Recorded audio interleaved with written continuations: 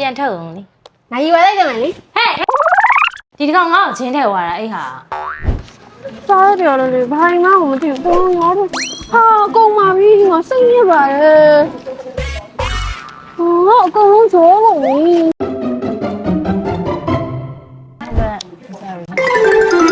ဟဲ့ရှင်ငါရဲ့ဖြစ်ပေါ်မှာပြောနေတယ်တော့လမ်းမှာရုပ်ဒုက္ခတွေဖြစ်ရတော့ငါမှလည်းမလွဲရငါမဟုတ်ဘူး စားရက်တွေအကုန်လုံးရောကုန်ပြီငါလေးစောင်းဝဲတဲ့ရေးကြည့်မိကုစားရက်တွေတွားကူမယ်ဆိုပြီးတော့ထွက်လာလမ်းမှာအကုန်လုံးပြုတ်ကျလာခဲ့တာဟဲ့ငါဖြစ်ပါဘယ်လိုပြန်ခွဲရမလဲတော့မသိဘူး ညို့ကြည့်ရလဲဖြူပြင်းနေဟဲ့ဘာပြောရမလဲတော့မသိတော့ငါလဲ သိပါဘူးခဲ့ငါလည်းဒီဥစ္စာတွေကိုငါဘယ်လိုထည့်ပြီးတဲ ဖိုင်လေးထည့်ထားလေ ဆိုင် အော်နေအောင် ဟုတ်တယ်ဟုတ်တယ်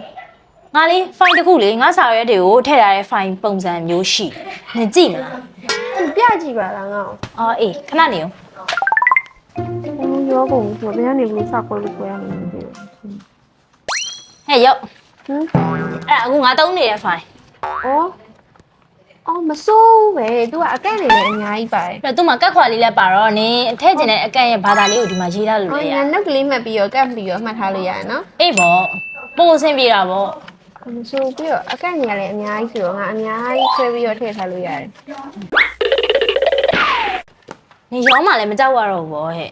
မင်းကအဲ့ဒါလေးရှိအောင်ငါ့ကိုရှူလာတယ်မပြောဘူးစားရငါမှတော့လမ်းမှာဖြူပြဲတွေဖြစ်လို့ ငါလည်းဝယ်တာမကြသေးဘူးလေဟဲ့ မစိုးတငယ်ငယ်ဒါလေးရလေဟိုတော်တော်လေးအတုံးတယ်ဒီက အေးဟုတ်တယ် ငါနဲ့ဆိုရင်တော့အဆင်ပြေတယ် အေးပြန်ထုတ်အောင်လေ ငါယူလိုက်ကြမယ်လေ ဟဲ့